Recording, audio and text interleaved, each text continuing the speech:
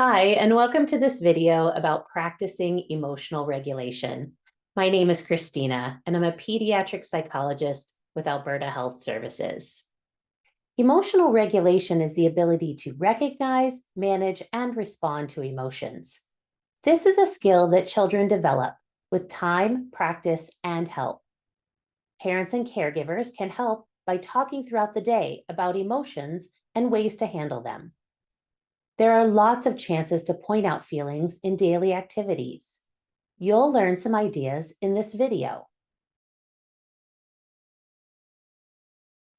You can help your child understand and accept their feelings by talking about them out loud.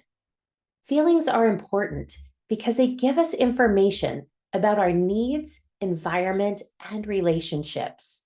Here are some ways to help your child notice and talk about feelings.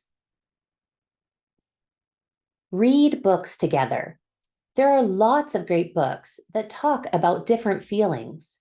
Start by looking in your local library. As you read, ask your child about times they've had those feelings. Play feelings games. Make a game of guess the feeling. Take turns using only your facial expression and body posture to show an emotion. The other person guesses what the emotion is. Use drawings or pictures. Draw pictures together of faces showing different emotions. You could also draw a body and have your child color the place where they feel a certain emotion, like anger or worry. Post a feelings chart or pictures of faces with different expressions to help you remember to talk about feelings in everyday conversations.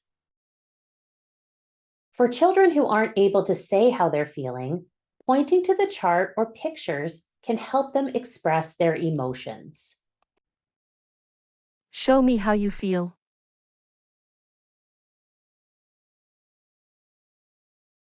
The goal is to make naming and talking about feelings a regular activity. This helps your child to understand it's normal to have lots of feelings, and all feelings are okay. Now that you are talking about feelings, you can help your child develop emotional regulation skills. One way to help your child develop their emotional regulation skills is to talk about characters in shows or movies.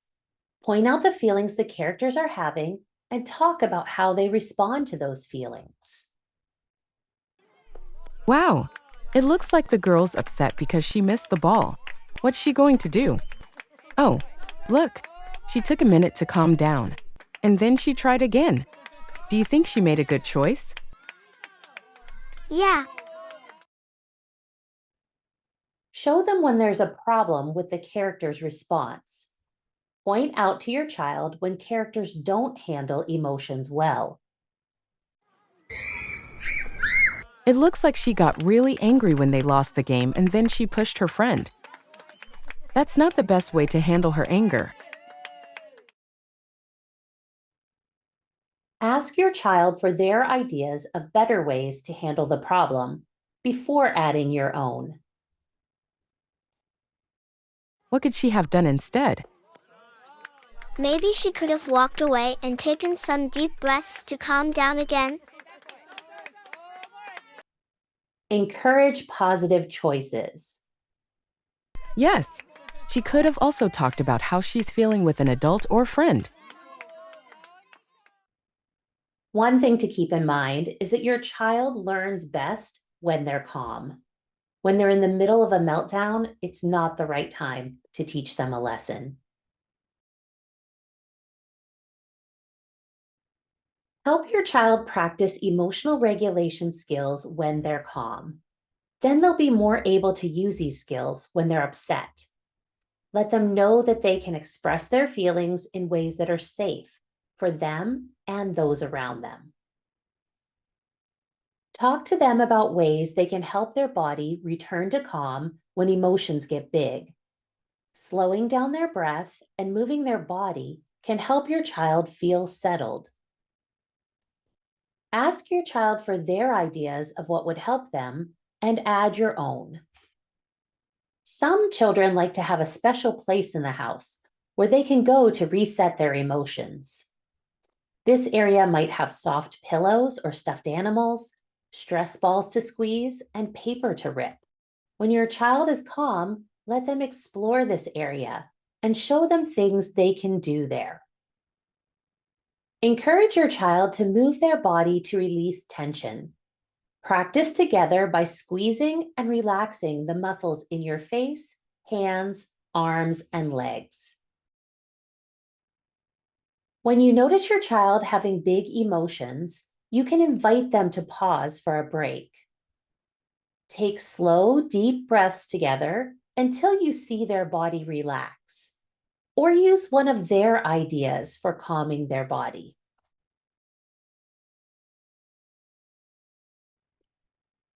To help your child handle their big feelings, you can model emotional regulation skills. Even as an adult, there are times when it's hard to manage strong emotions. Reflect on the positive ways you handle your emotions and practice these skills regularly. Pass to me. He shoots. The crowd goes, Oh, oh. no. What happened? When you're feeling frustrated or upset, let your child know how you're feeling. Say out loud what you will do to regulate yourself. I'm feeling angry right now. I'm going to take a break to breathe and let my body calm down. I might need to take a walk around the block. I just need to take a minute to remind myself that it's okay to feel this way and I can handle this. Learning about emotions and how to handle them is a skill that we all keep building throughout our lives. Keep talking about and practicing emotional regulation skills with your child daily. Start by naming your child's feelings, even if they're not talking yet. As they get older, keep the conversation going. Remember to be patient as your child is learning. When new situations come up, have discussions about emotions and how to handle them. Keep in mind children with learning or attention difficulties and children who have lots of intense emotions may need more time and help to practice emotional regulation skills.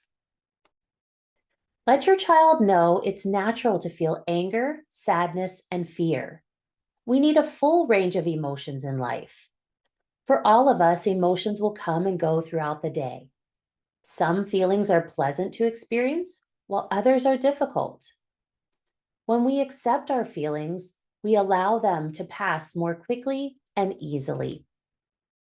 Thank you for watching. We hope you've learned some ideas to help your child develop emotional regulation skills. You don't have to use all the ideas presented in this video. Find what works for you and your child. If you're worried or have questions about your child's behavior or social emotional development, talk to your doctor or healthcare provider. Find information, support, and services for you and your child by clicking on the link in the description.